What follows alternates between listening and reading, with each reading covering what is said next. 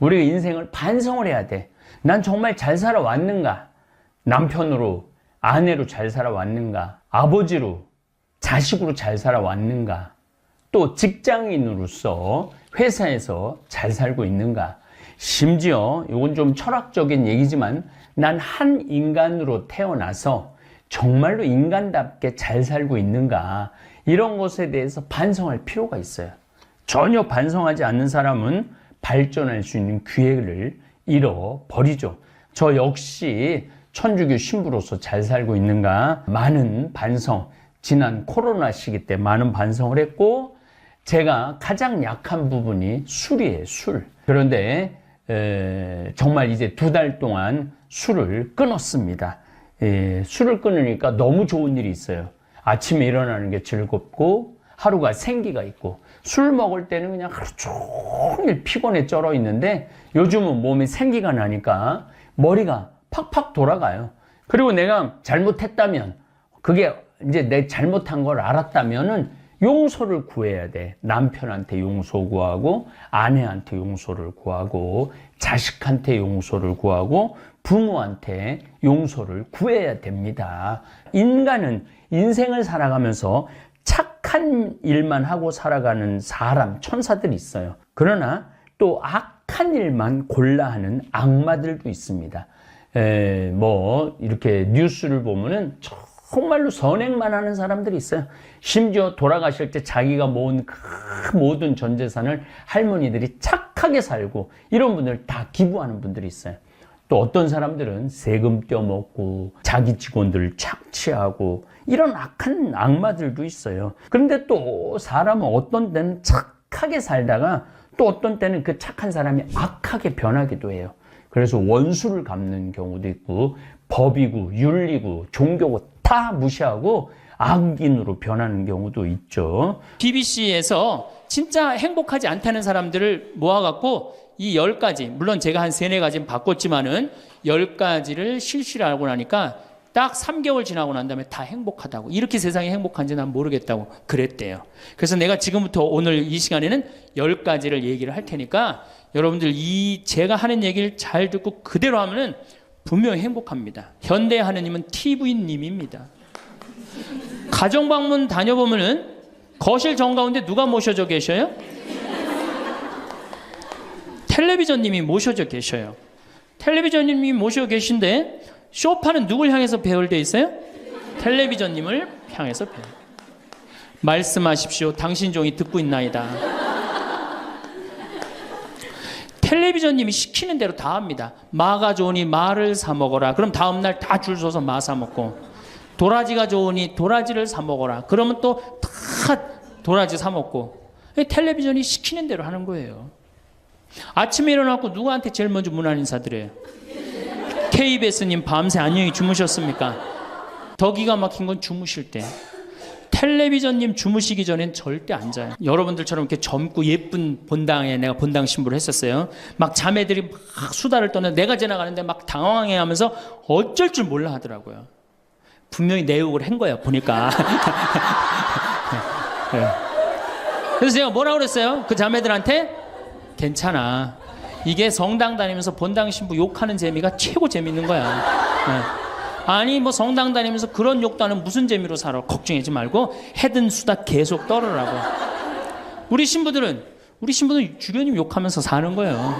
그러니까 사람이 수다를 떨면서 살아야지 행복하지, 참고 산다고 다 좋은 건 아닙니다. 절대. 그러니까 참고 살지 마세요. 황창현 신부님의 행복 특강, 지금 바로 시작하겠습니다. 황창현 신부님을 응원하시는 분들은 구독, 좋아요, 알림 설정 부탁드립니다. 마지막에 황창현 신부님이 직접 쓰신 글도 함께 들으시면 좋겠습니다. 자, 여러분들, 저는 수원교구 신부예요. 수원교구 신부인데 저는 뭐 다행히 우리 원주교구 주교님이 허락을 하셔서 여기 평창에 들어와서 살고 있습니다. 근데 사실은 신부는 본당 신부가 최고예요. 뭐라고 그래도 교우들하고 함께, 아이들하고 함께, 할머니 할아버지들하고 함께 살 때 신부는 행복한 거예요. 저는 여러분들 이제 오늘 가시면은 여기 정막 강산이에요. 여기 해 떨어지면요 내 다리도 안 보여. 내 다리도 해 떨어지면 내 다리도 안 보여. 여기 뭐 여기 아까 잠깐 앉아서 아우 신부님 너무 경치가 좋다고 그러는데 딱 하루 좋은 거예요. 하루 좋은 거지. 이걸 일주일, 2주일 여기 해 떨어져 갖고 뭐 산책 나가면 내 다리도 안 보이는데 어딜 산책을 나가요. 굉장히 외롭습니다. 여기 앞에도 전원 5세대가 돌았는데 3세대가 우울증으로 나갔어요. 그럼 나도 여기서 교우들 뭐 몇천 명 속에서 살다가 평창에 들어와서 살면은 우울증 걸릴 수 있잖아요. 내 동창이 20명이거든요. 동창이 20명이나 되는데 왜 나한테 전화하는 놈 한 놈도 없지? 걔네들이 날 잊은 건 아닐까? 나는 왜 교구 밖으로 와서 이 고생을 하고 살까? 난 우울하다. 그럼 알아주는 놈 누가 있어요? 아무도 없어요. 어떻게 하면 돼? 내가 먼저 전화하면 되잖아. 아주 너무 쉬운 거 아니에요. 내가 전화해갖고 너 성당은 잘 짓고 있느냐? 너 요즘 큰 성당에 갔는데 어떻게 잘 지내냐? 내일은 내 동창이 또 우리 집에 와서 있겠대. 몸이 안 좋아갖고. 그러니까 그 전화를 하니까 동창들이 와서 안식년도 여기 와서 지내고 아프면 여기 와서 지내고 허리 수술에도 와서 지내고 그러니까 외롭지 않은 거예요. 사랑도 먼저 하는 게 중요한 거지 나한테 누가 해주지 않을까? 죽을 때까지 안 찾아옵니다. 남녀의 사랑 문제가 아니라 인간이 살아가면서 그런 거예요. 그러니까 내가 먼저 전화하라는 거예요. 굉장히 중요한 거. 내 동창 중에 지금 보구마국장 우리 수원교구 보구마국장 내 동창인데 얘가 로마로 유학을 갔어요. 있기 전에도 뭐 친하게 지냈지만 유학을 갔는데 이놈이 한 달에 3번 어김없이 전화하는 거예요. 생태마을 농사는 잘 되냐? 잘 돼. 그럼 또 다음에 전화해갖고 생태마을에 피정은 많이 들어오냐? 많이 들어와. 또 다음에 전화하고 너 몸은 안 아프냐? 안 아파. 다음 달에 또 전화해. 생태마을 피정은 많이 들어오냐? 생태마을에 농사는 잘 되냐? 6년 동안 변함없이 전화하는 거예요. 내가 전화 한 번 우리 성당 여기 사무실로 전화해갖고 우리 사무장한테 우리 저기 황 신부님 뭐하고 지내느냐고 그 정도로. 그러니 싫어할래야 싫어할 수가 있어요? 얼마나 나를 그렇게 전화해주는 고마워. 그 흠이 있다면 꼭 수신자 부담으로 하는 것 빼고는 너무너무 좋아요. 여러분들도 전화번호를 적어놓고 그렇게 하십시오. 자, 우리가 미국에서 10년 전에 하버드 대학에서 교수님 한 분이 행복론이라는 강좌를 열었어요. 그런데 처음에는 많은 사람들이 의아했어요. 왜 의아했냐면 하버드 대가 어딥니까? 세계 최고의 대학이죠. 쟤네들이 안 행복할 일이 뭐가 있느냐. 좋은 대학에 가고 미래가 보장돼 있는 아이들인데. 그래서 처음에 수강생들이 7명밖에 안 됐어요. 그런데 해가 가면 갈수록 하버드에서 가장 인기 좋은 강좌가 행복론이 됐어요. 마지막에는 요즘은 거의 1000명 정도 듣는다 그래. 학생의 1000명이. 그러니까 거의 다 듣는다고 봐야죠. 사실 우리가 이 세상을 사는 이유가 뭐예요? 행복하려고 사는 거 아니에요? 이 세상을 사는 이유가 내가 자식 공부 열심히 시키고 내가 돈 많이 벌고 여러분들처럼 좋은 아파트 환경 좋은 데 가서 사는 이유도 다 뭐예요? 행복하기 위한 거예요. 그런데 이걸 뒤집어 보고 자세히 들여다보면은 행복이 뭔지를 모르고 어떻게 하면 행복하게 사는지를 모르고 내가 어떻게 돈을 쓰면 행복하게 사는지를 모르는 사람들이 대부분이에요. 뭐 때문에 사는지를 모르는 사람이 너무 많아요. 그래서 우리나라는 자 초등학교 태어나면서부터 공부하기 시작합니다. 어디 들어가려고? 서울대학 들어가려고. 그래갖고 서울대학이 몇 퍼센트 들어가요? 1% 들어가요. 그럼 나머지 99%는 무슨 생각이 들어요? 참 난 불행하다. 그런 생각 참 많이 해요.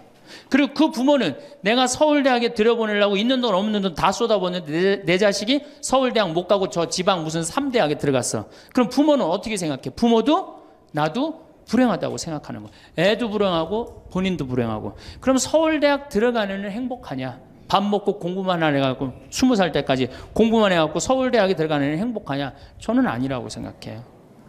그래갖고 직장에 겨우 들어가 이제는 20대 백수 천지입니다. 아예 직장 들어가는 걸 포기해요. 길이 없으니까. 그럼 죽어라고 에너지는 젊은 청춘은 청춘대로 날리고 20대는 공부해갖고 취직도 못하고 그래갖고 결혼해갖고 55세까지 어떻게 합니까? 또 애 교육시켜야지. 또 내가 얼마 전에 그 어느 용인에 있는 유치원에 엄마들한테 이렇게 강의를 이렇게 갔는데 너무너무 그 원장 수님한테 슬픈 얘기를 들었어요. 그 유치원 애들한테 그 유치원이 제가 보기엔 전국에서 제일 좋은 것 같아요. 마당도 넓고 시설이 너무너무 좋아. 그런데 그 유치원에서 다른 유치원으로 간대요. 영어 때문에. 그 유치원은 영어를 안 가르치니까. 그러니까 그때부터 애들을 괴롭히기 시작하고 본인도 괴로운 거예요. 여기를 보내야 되냐, 저걸 보내야 되느냐. 얼마 전에 여기 저기 뭐야 이 반포 본당에서 여기 와서 피정을 했는데 아주 중국집 유명한 중국집 하는 사장님이 여기 왔어요. 신부님 정말로 그 부모들이 와갖고 애들 스케줄 관리를 해준다는 거예요. 탕수육 하나 시켜놓고. 그러니까 자기가 없는 거야. 오로지 누구한테만 매달려 있는 거야?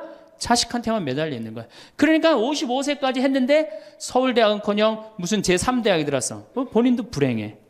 그리고 이제 이러고 딱 죽으면 좋은데 이게 죽지도 않네. 100살이 될 때까지. 그러니까 우리는 다 불행한 거예요. 그래서 우리나라가 178개 국가 중에 행복 지수가 102등이야. 거의 꼴등이에요, 꼴등. 이렇게 잘 먹고 잘 살면서도 안 행복하다고 그러는 게 슬프지 않아요? 그래서 지금부터 제가 영국 BBC에서 진짜 행복하지 않다는 사람들을 모아갖고 이 10가지, 물론 제가 한 3, 4가지는 바꿨지만은 10가지를 실시를 하고 나니까 딱 3개월 지나고 난 다음에 다 행복하다고. 이렇게 세상이 행복한지 난 모르겠다고 그랬대요. 그래서 내가 지금부터 오늘 이 시간에는 10가지를 얘기를 할 테니까 여러분들 제가 하는 얘기를 잘 듣고 그대로 하면은 분명히 행복합니다. 왜냐하면 내가 행복하니까. 첫 번째, 운동해라. 행복의 첫 번째 조건은 건강입니다. 몸이 아프면요, 아무것도 할 수 없어요. 몸이 아픈 건 뭐든지 귀찮습니다. 몸이 아프면 자신감도 없습니다. 몸이 아프면은 돈도 빠져나갑니다. 그러니까 내가 행복하려고 그러면 제일 먼저 뭐 하면 돼요? 운동하면 돼요. 그래서 30분 정도, 일주일에 3번 정도 몸 안에 산소를 충분히 공급해 줘야 돼. 몸 안에 산소를. 그러면은 모든 기관이 다 좋아져요. 산소 공급해 주는 제일 좋은 방법은 뭐예요? 걷는 거, 산에 가는 거. 그리고 뭐 그것도 여의치 않으면 여러분들 스트레칭 하는 거. 그리고 내가 조금 돈이 있다. 수영장 가는 거. 수영장 가는 거 참 좋아요. 벤자민 플랭클린이라는 사람이 미국의 독립선언문을 기초한 분이에요. 이분이 뭐라고 그러냐면 여러분들 잘 아는 유명한 얘기입니다. 재산을 잃으면 조금 잃은 거고 명예를 잃으면 반을 잃은 거고 건강을 잃으면 다 잃었다 그랬어요. 건강을 잃으면 다 잃은 거예요. 저도 원래 관절염이 있었어요. 그래갖고 내 동창들이 나보고 40살 네가 넘어서 살면은 이별여행 가준다고 그랬어요. 세계 이별여행. 그때까지 못 살 것 같았거든. 그리고 내가 보자 신부 때도 교우들이 나한테 그랬어요.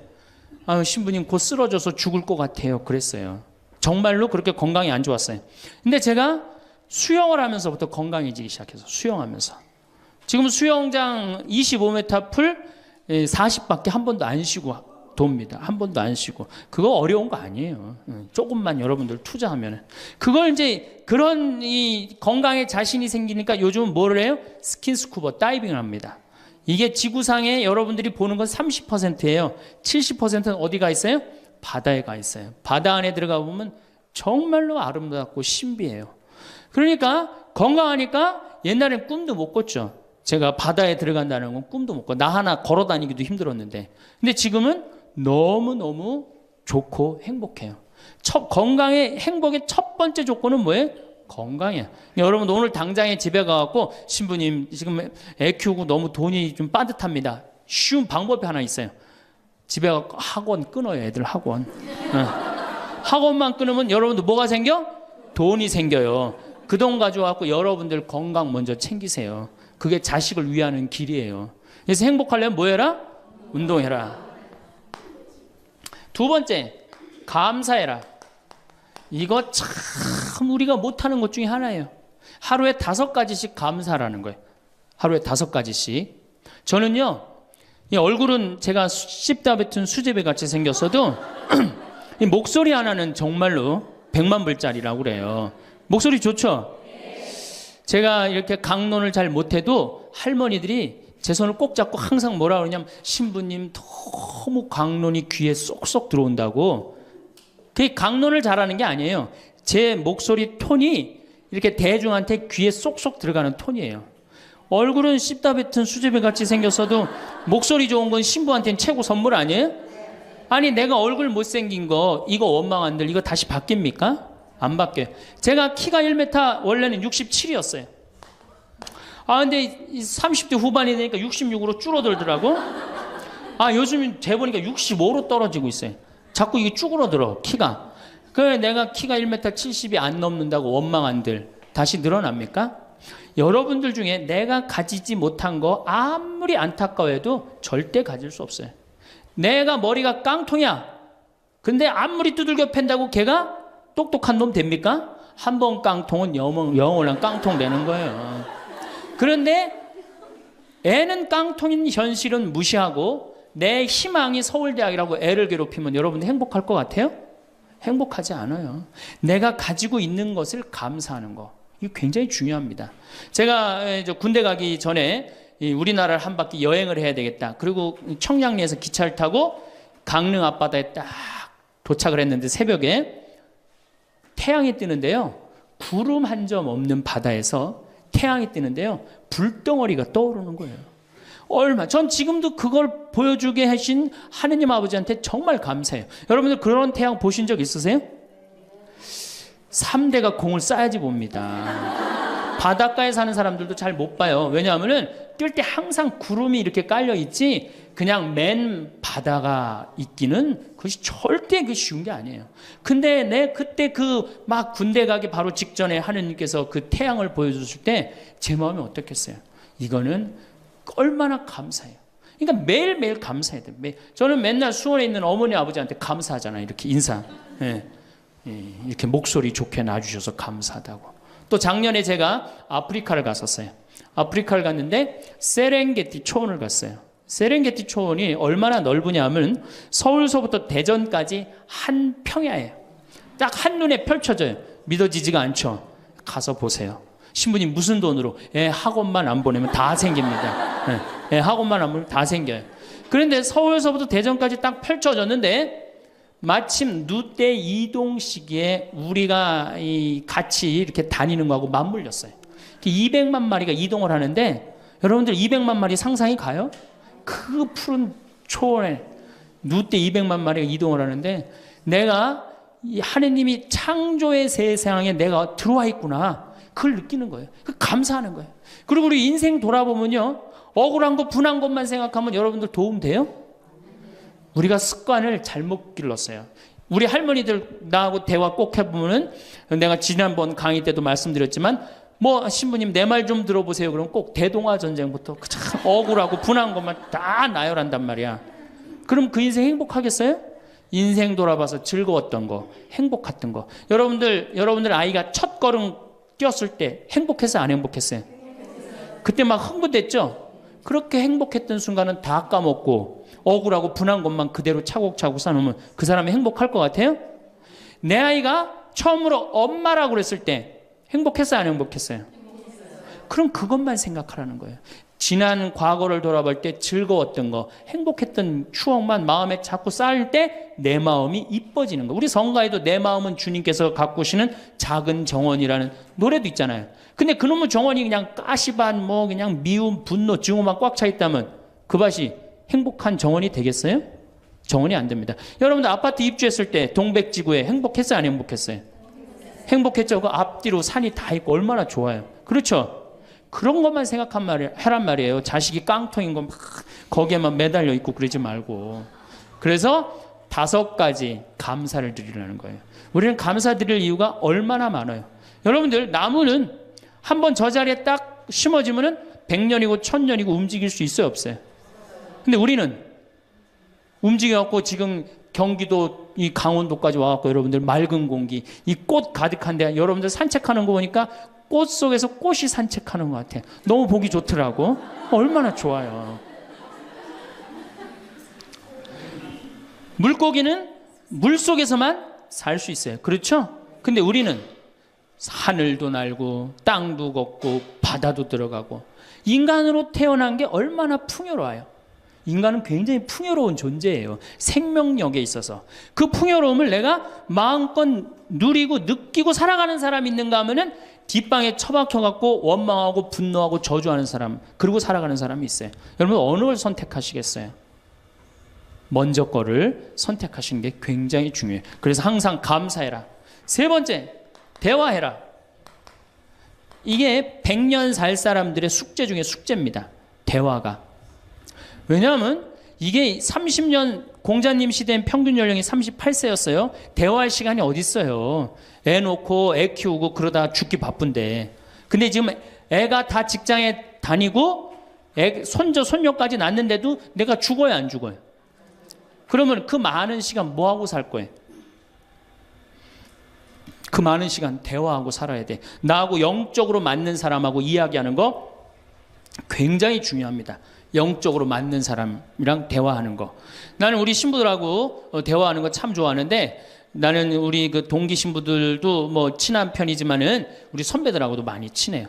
내가 아주 좋아하는 신부 베드로 신부가 작년에 나하고 북유럽을 여행을 가기로 했는데, 이 신부가 몸이 아파갖고 다시 복귀를 해. 그러니까 이제 다시 본당 신부로 발령을 받아서 이렇게 일반 여행을 가기 싫고 성주순례를 가고 싶었나 봐요. 나하고 약속을 깨고 저는 혼자 북유럽을 가고, 이 신부는 메주고리를 갔다 왔어요. 메주고리를 갔다 왔는데, 내가 이제 교구청 강의 나가거나 교구에 강의 나갈 일이 있으면 그 집에서 잠을 잘 자요. 이제 그 성주순례 갔다 오고 난 다음에 그 집에서 잠을 자는데, 그 신부가 미안했는지 성주순례 갔다 온 이야기를 해주는 거예요. 메주고리는 40년 동안 성모님이 4명한테 매일 발현한대요. 한 명한테는 부활 때, 성탄 때, 또 한 명한테는 8월 10 매달 15일에 이렇게 발현을 한대요. 그곳에 이제 갔는데 거기서 신부님을 한 분 만나셨대요.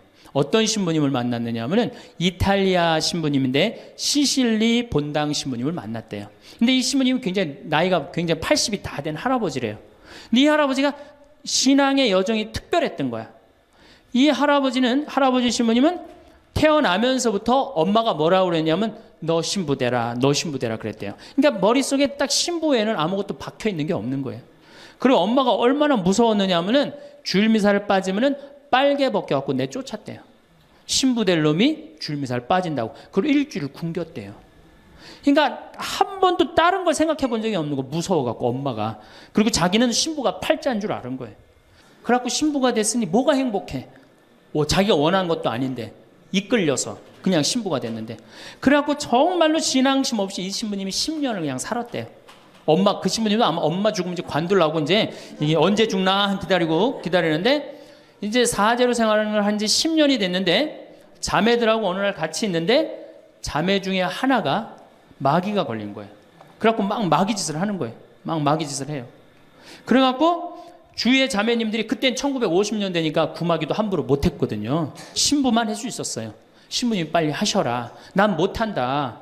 왜 못하시냐? 사실은 내가 신앙심이 없어갖고 이렇게 안수기도를, 마귀를 쫓는다고 안수기도를 하면은 그 마귀가 금방 내가 신앙이 없는지 알아볼 거다. 그래서 나한테 들어올까봐 나 무서워서 난 못한다. 그래도 신부님밖에 없는데 어떻게 하시냐? 신부님이 하셔라. 그래서 어쩔 수 없이 구마기도를 했대요. 머리에 손을 얹고 뭐라고 이 신부님이 기도했느냐면, 마귀야 부탁이니 제발 나한테만 들어오지 말아다오, 이렇게 기도를 했대요. 그런데 마귀가 나간 거예요.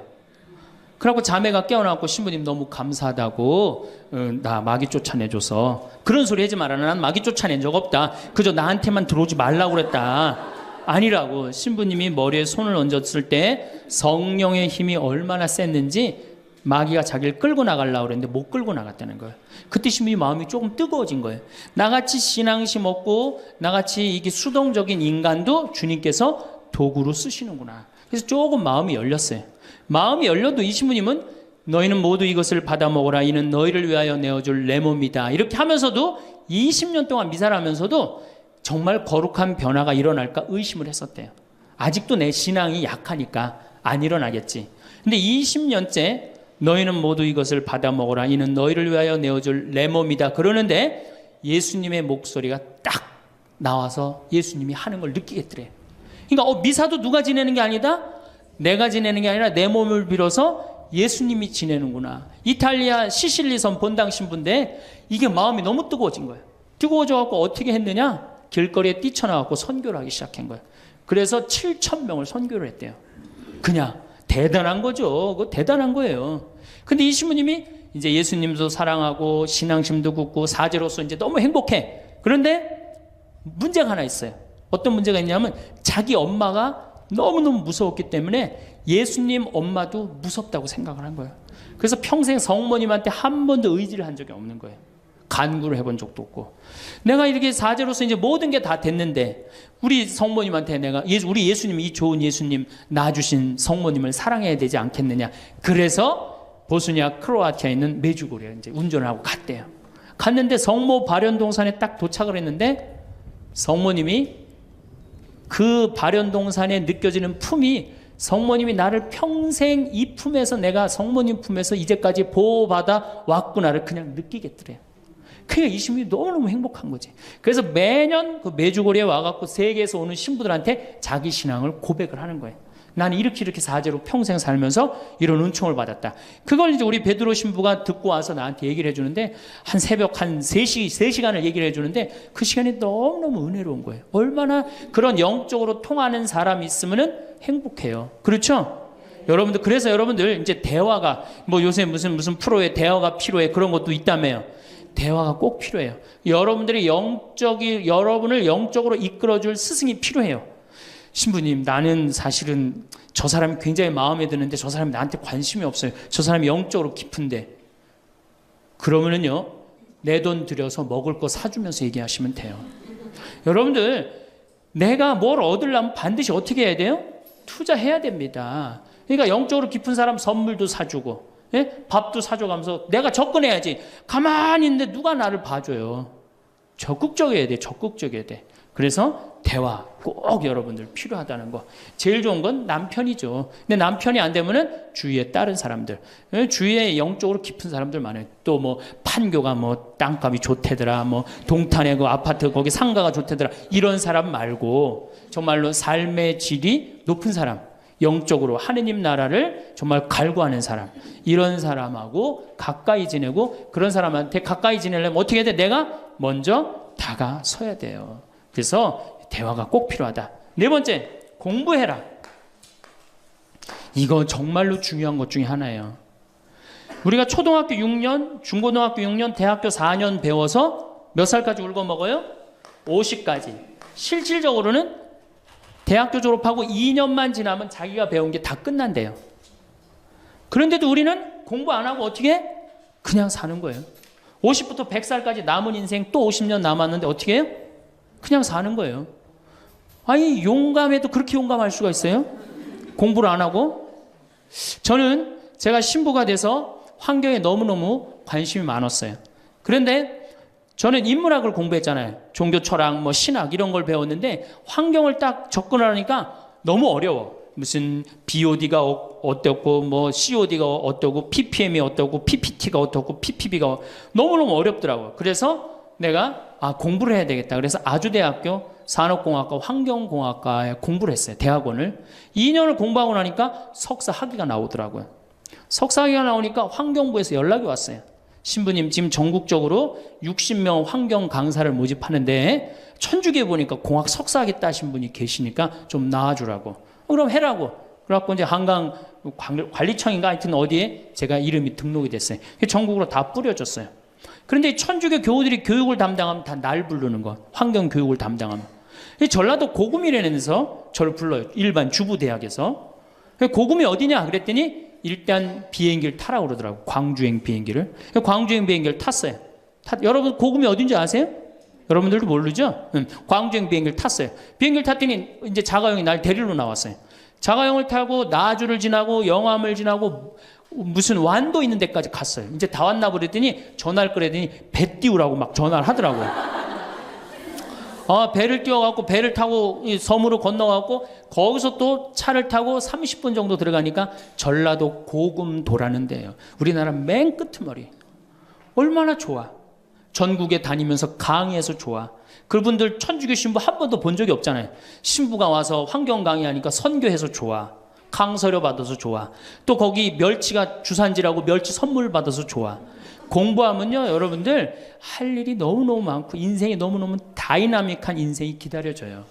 호스피스를 배워도 되고, 무슨 공예를 배워도 되고, 자수를 배워도 되고, 수지침을 배워도 되고, 도자기를 배워도 되고, 플룻을 배워도 되고. 남은 인생이 50년이란 말이에요. 50년. 여러분들 50년이 짧아요? 앞으로? 그런데 공부 안 하고 그냥 버티고 그냥 살 거예요? 이제 공부하셔야 돼요. 공부를 하셔야만이 여러분들의 인생이 행복해집니다. 다섯 번째, TV 시청을 반으로 줄여라. 이게 이제 문제 중에 문제예요.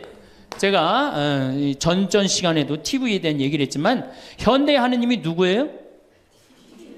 저는 십자가에 계신 예수님이 하느님이라고 생각 안 해요. 현대의 하느님은 TV님입니다. 가정방문 다녀보면은 거실 정가운데 누가 모셔져 계셔요? 텔레비전님이 모셔져 계셔요. 텔레비전님이 모셔 계신데 소파는 누굴 향해서 배열되어 있어요? 텔레비전님을 향해서 배열. 말씀하십시오. 당신 종이 듣고 있나이다. 텔레비전님이 시키는 대로 다 합니다. 마가 좋으니 마를 사 먹어라. 그럼 다음날 다 줄 서서 마 사 먹고, 도라지가 좋으니 도라지를 사 먹어라. 그러면 또 다 도라지 사 먹고. 텔레비전이 시키는 대로 하는 거예요. 아침에 일어나고 누구한테 제일 먼저 문안 인사드려요? KBS님 밤새 안녕히 주무셨습니까? 사실 평화방송에 인사하는 경우들은 좀 나아요. 그래도 아침에 아침 미사도 하고 그 새벽에 성모님 강의도 나오고 묵주기도도 나오고 그러잖아. 근데 꼭 KBS님 밤새 주무셨습니까? 더 기가 막힌 건 주무실 때. 텔레비전님 주무시기 전엔 절대 안 자요. 텔레비전님이 주무셔야지 어떻게? 나도 오늘 일과가 끝났구나 이러고 잔단 말이야. 이러니 머릿속에 뭐가 들어있겠어? 아무것도 들어있는 거 없는 거죠. 머릿속에 책을 읽어야 될 거 아니야. 책을. 우리나라 사람들처럼 책 안 읽는 사람 없어요. 10명 중에 4명이 1년에 한 권도 안 읽는데요. 이 중에도 한 권도 안 읽는 사람들 많을 거예요. 심각한 겁니다. 예. 저한테 그래요. 신부님 그렇게 매일 강의하면서 여기 농사 지면서 토담집 지면서 언제 그렇게 농사꾼 신부 유럽에 가다라는 책도 쓰셨고 이번에 환경 에세이 어디로 가야 하는 책도 쓰셨느냐고. 텔레비전만 안 보면 그 시간 충분해요. 여러분들 하루에 3, 4시간씩 무슨 일 집중해서 한 6개월 하면은 무슨 일 만들어내지 않겠어요? 얼마나 우리가 텔레비전 하늘만큼 땅만큼 끝나고 무슨 재미로 사나 했더니 미우나 고우나라네. 미우나 고우나 오늘 끝나면 이제 또 무슨 재미로 또 살아요? 또 다른 거예요. 엄마가 뿔났다 이거 봐요. 보고 살아요? 여러분들 텔레비전은요 좀 미안한 얘기지만 구조가 똑같아요. 부잣집 아들 가난한 집 딸, 아니면 부잣집 딸 가난한 집 아들, 이룰 수 없는 사랑에 못된 시어머니. 예? 그렇죠? 그게 매년 똑같이 반복되고 똑같은 내용이에요. 그거를 10년 동안 그 앞에서 시간을 보낸다고 생각해 보세요. 아깝지 않아요? 그 시간에 해야 될 일이 얼마나 많은데, 대화도 해야 되고 운동도 해야 되고 감사도 해야 되고 공부도 해야 되는데 이걸 전부 다 어디다 갖다 쏟아부어? 텔레비전에 갖다 쏟아부어요. 그리고 여러분 텔레비전을 보면 볼수록 어떤 의식이 늘 것 같아요? 패배의식이 늘어납니다. 텔레비전을 보면 볼수록 마음에 갈등이 일어나요. 제가 유럽의 가정에 초대를 받아서 이렇게 가보면요 거실에 텔레비전 있는 집 하나도 없어요. 소파는 다 어떻게 서로 마주보게 배열되게 돼 있어요. 근데 우리나라는 완전히 텔레비전에 완전히 미쳐 있어요. 그러니까 이 두 개만 치면 여러분은 행복합니다. 자식하고 텔레비전만 치시면은 여러분들은 행복할 수 있어요. 6번째, 신앙생활을 해라.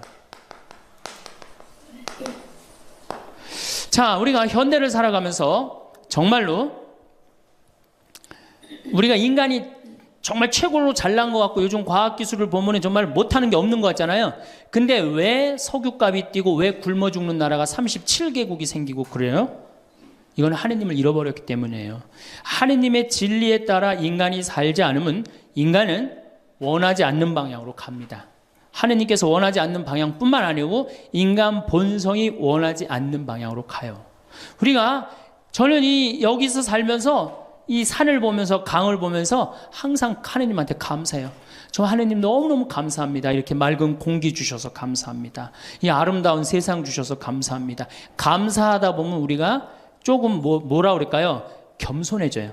근데 이게 다 자기 것인 줄 알고 막 파괴하기 시작하면요 자연이 파괴되면 결국은 누가 파괴돼요? 인간이 파괴되는 거예요.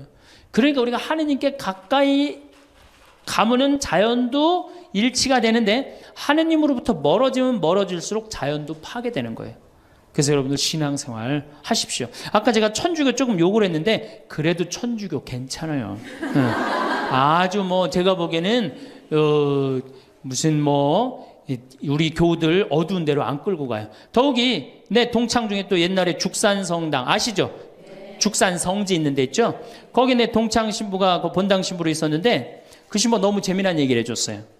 아니 옆에 30년 동안 개신교 다니던 할머니가 어느 날 개종을 했대요. 성당으로. 똑같이 열심히 나오더래요. 교회 나가는 것만큼 훨씬. 근데 이 할머니가 다리가 부러진 거예요.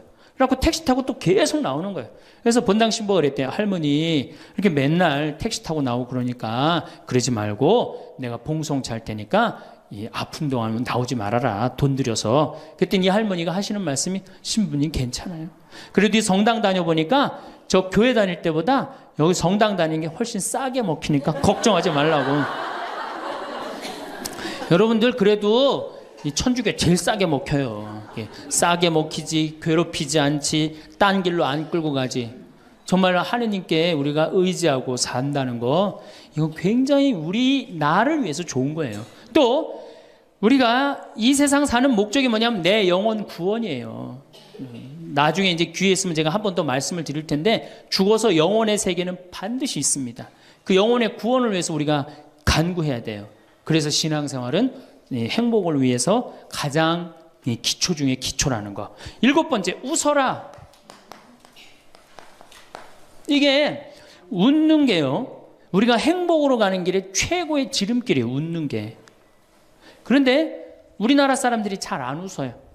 얼마나 안 웃느냐면 내가 이제 이렇게 도시에 나가고 엘리베이터를 타요.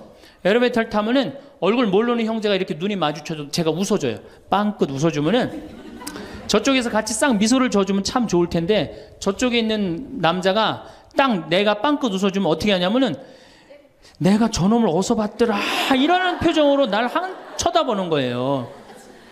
근데 여러분들 유럽을 가고 제가 뭐 미국을 가고 아프리카를 가고 파푸아 뉴기니를 가고 인도를 가도 눈 마주쳐서 제가 웃어주면 다 웃어줘요. 근데 절대 안 웃는 나라가 우리나라예요. 얼굴 모르는 사람 이렇게 마주쳐서 웃으면요. 심지어는 여기 우리 생태마을을 찾아오는 사람도 제가 웃어줘도 안 웃어요. 그만큼 경직돼 있는 거예요. 여러분들이 간지러움을 태우고 수술한 사람이랑 마취를 하고 수술한 사람이랑 깨어날 때 누가 덜 아플 것 같아요?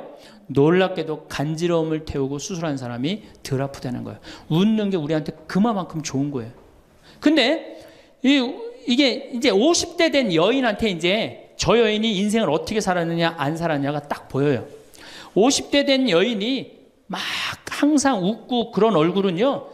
50대 되면 얼굴 뭐 오똑하고 눈 이거 다 똑같아. 얼굴이 그 얼굴을 다. 그런데 늘 웃고 살아온 자매는요. 참 예뻐요. 편안해 보이고. 주름이 한 560개 정도 이렇게 탁 하면서 얼굴이 굉장히 편안해져요. 근데 이게 안 웃은 여자는 주름이 17개밖에 안 생긴대요.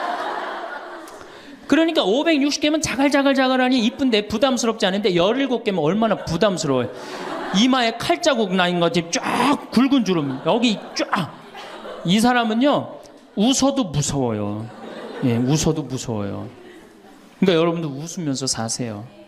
제가 보통 강의를 이렇게 다니면 일반 주부대학 이렇게 강의를 달 때는 아해모 어해줘요.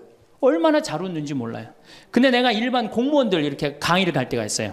특히 무슨 뭐 이렇게 과장들 뭐 이런 그런 분들 한 번은 한 200명을 강의를 했는데 죽는 줄 알았어 내가. 2시간 내내 한 번도 안 웃는 거예요. 내 강의를 듣고. 그런데 여러분들 남녀 수명의 차이가요 6년이 납니다. 6년이. 여성이 83세, 남성이 76세. 이제 뭐 6년, 7년이 나요. 전 그 원인이 어딨나 가만히 생각해 보더니 여자는 참 잘 웃어요. 깔깔거리면 자기네들끼리. 남자는 직장에 가도 안 웃고 집에 와도 안 웃고 그러니까 빨리 죽는 거야. 여러분들 오늘 여기서 많이 웃었으니까 내가 보기에는 120살이 아니라 123살까지 살 것 같아요. 네. 오래 살으면 안 되긴 안 되는데 안 죽는 걸 어떻게 해요? 이제 안 죽는 걸 어떻게 해요? 나도 그거 잘 아는데 여러분들 민주주의하고 공산주의가 결정적으로 갈린 이유가 뭐라고 생각하세요? 승패가 어디에 있다고 생각하세요? 저는요 공산주의를 이렇게 보면요 웃음이 없어요. 그렇죠? 가만히 생각해 공산주의 생각하면 소련, 동독 뭐 이런 거 생각하면 웃음이 있어요 없어요? 없죠? 그런데 민주주의 생각하면 유머가 있고 웃음이 있고 영화를 봐도 즐거운 영화만 있잖아요. 공산주의는 막 딱딱하고 결국은 그래서 망한 거예요. 인간은요 웃느냐 웃지 않느냐에 따라서 행복이 결정됩니다. 여러분들이 늘 웃고 산다 그럼 여러분들은 행복의 길로 가는 거예요. 여러분들도 인상 쓰고 산다 그럼 여러분 불행의 길로 가는 거예요. 그러니까 웃어야 돼. 또 웃는 사람한테 매력을 느낀다는 거예요. 웃는 사람한테, 잘 웃는 사람한테 매력이 느끼면 인간관계도 좋아지는 거 아니에요? 아, 내가 재미난 얘기를 했는데 인상 빡 끝날 때까지 남들 다 웃는데 한 사람만 끝까지 안 웃어. 그러면 여러분들 끝까지 안 웃는 사람한테 여러분들 무슨 생각할 것 같아? 저 사람이 다음에 있으면 다시 재밌는 얘기 저 사람 앞에서 안 한다. 그러니까 그 사람하고는 어떻게 되는 거예요? 담이 자꾸 생기는 거예요. 담이 자꾸. 그러니까 어떻게 해야 돼요, 여러분들? 웃으세요. 그리고 유머를 많이 배워두는 것도 좋아요. 오늘 저한테 강의 들은 거 이거 잘 외웠다가 가서 얘기해주고 또 제 테이프에 나오는 거 잘 들었다가 얘기해주면은 아유 어서 그렇게 재미난 얘기를 해서 또 얘기 좀 해줘봐. 그러면서 사람이 사는 거예요. 사람은요 수달 떨면서 살아야 돼. 수다. 제가 한번 본당 신부 때 여러분들처럼 이렇게 젊고 예쁜 본당에 내가 본당 신부를 했었어요. 막 자매들이 막 수다를 떠는 내가 지나가는데 막 당황해 하면서 어쩔 줄 몰라 하더라고요. 분명히 내 욕을 한 거야, 보니까. 네. 그래서 제가 뭐라고 그랬어요? 그 자매들한테 괜찮아. 이게 성당 다니면서 본당 신부 욕하는 재미가 최고 재밌는 거야. 네. 아니 뭐 성당 다니면서 그런 욕도 하는 무슨 재미로 살아. 걱정하지 말고 해든 수다 계속 떨으라고. 우리 신부들은 주교님 욕하면서 사는 거예요. 그러니까 사람이 수달 떨면서 살아야지 행복하지 참고 산다고 다 좋은 건 아닙니다. 절대. 그러니까 참고 살지 마세요. 제발 이거 우리 성당에 뭐 원수를 사랑해라 왼뺨을 대면 다른 뺨을 돌려대라 이거 아주 미치는 교리 중에 하나예요. 여러분들 다 사랑할 수 있어요? 여러분들 주위에 있는 사람 다 사랑할 수 있어요? 다 사랑하는 사람 딱 두 종류예요. 미치든가 예수님처럼 빨리 죽든가 둘 중에 하나예요. 우리는 다 사랑할 수 없어요. 그러니까 다 사랑하려고 그러다가 미치지 말고 내가 좋은 사람 내 마음에 드는 사람에 더 많은 시간을 뺏기고 아니 뾰족한 놈이 있단 말이야. 별난 놈이 있고 예? 그렇죠? 아 근데 내가 이 사람한테 가면 자꾸 찔려 그런데 성당에 가는데 서로 사랑하시오 그래갖고 다음에 또 갔는데 여기 또 찔려 그래갖고 또 너무 미운데 성당에 가니까 또 내 탓이오 3번 하고 난 다음에 사랑해 가서 또 찔려 갈 때마다 찔려 그래갖고 내 마음이 상처투성이야. 근데 아들이 학교 갔다 엄마 나 학교 다녀왔어. 그래 집에 엄마 왜 그래 말 시키지 마 나 승질나. 여러분들 차라리 그렇게 찔리는 게 나아요. 그 사람을 안 보고 기쁜 마음으로 있다가 아들을 기쁘게 맞이하는 게 나아요. 이 사람 안 만나도 여러분들 인생 안 망가져요. 이 사람 안 만나도 억지로 가서 그 찔리지 마시고 안 만나면 시간이 지나면 이 사람 이뻐져요.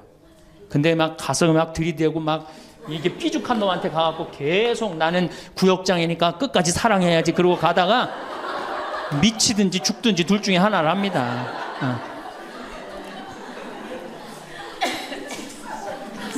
8번째 전화해라. 자, 여러분들 제가 저는 수원교구 신부예요. 수원교구 신부인데 저는 뭐 다행히 우리 원주교구 주교님이 허락을 하셔서 여기 평창에 들어와서 살고 있습니다. 근데 사실은 신부는 본당 신부가 최고예요. 뭐라고 그래도 교우들하고 함께 아이들하고 함께 할머니 할아버지들하고 함께 살 때 신부는 행복한 거예요. 저는 여러분들 이제 오늘 가시면은 여기 정막 강산이에요. 여기 해 떨어지면요 내 다리도 안 보여요. 내 다리도 해 떨어지면 내 다리도 안 보여. 여기 아까 잠깐 앉아서 신부님 너무 경치가 좋다고 그러는데 딱 하루 좋은 거예요. 하루 좋은 거지. 이걸 일주일, 2주일 여기 해 떨어져 갖고 뭐 산책 나가면 내 다리도 안 보이는데 어딜 산책을 나가요.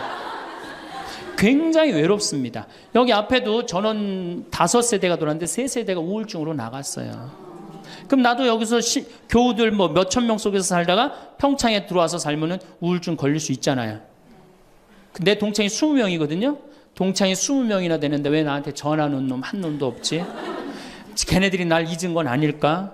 나는 왜 교구 밖으로 와서 이 고생을 하고 살까? 난 우울하다. 그럼 알아주는 놈 누가 있어요? 아무도 없어요. 어떻게 하면 돼? 내가 먼저 전화하면 되잖아. 아주 너무 쉬운 거 아니에요. 내가 전화해갖고 너 성당은 잘 짓고 있느냐? 너 요즘 큰 성당에 갔는데 어떻게 잘 지내냐? 내일은 내 동창이 또 우리 집에 와서 있겠대. 몸이 안 좋아갖고. 그러니까 그 전화를 하니까 동창들이 와서 안식년도 여기 와서 지내고 아프면 여기 와서 지내고 허리 수술에도 와서 지내고 그러니까 외롭지 않은 거예요. 사랑도 먼저 하는 게 중요한 거지 나한테 누가 해주지 않을까? 죽을 때까지 안 찾아옵니다. 남녀의 사랑 문제가 아니라 인간이 살아가면서 그런 거예요. 그러니까 내가 먼저 전화하라는 거예요. 굉장히 중요한 거. 내 동창 중에 지금 복음화국장, 우리 수원교구 복음화국장 내 동창인데 얘가 로마로 유학을 갔어요. 있기 전에도 뭐 친하게 지냈지만 유학을 갔는데 이놈이 한 달에 3번 어김없이 전화하는 거예요. 생태마을 농사는 잘 되냐? 잘 돼. 그럼 또 다음에 전화해갖고 생태마을에 피정은 많이 들어오냐? 많이 들어와. 또 다음에 전화하고 너 몸은 안 아프냐? 안 아파. 다음 달에 또 전화해요. 생태마을 피정은 많이 들어오냐? 생태마을에 농사는 잘 되냐? 6년 동안 변함없이 전화하는 거예요.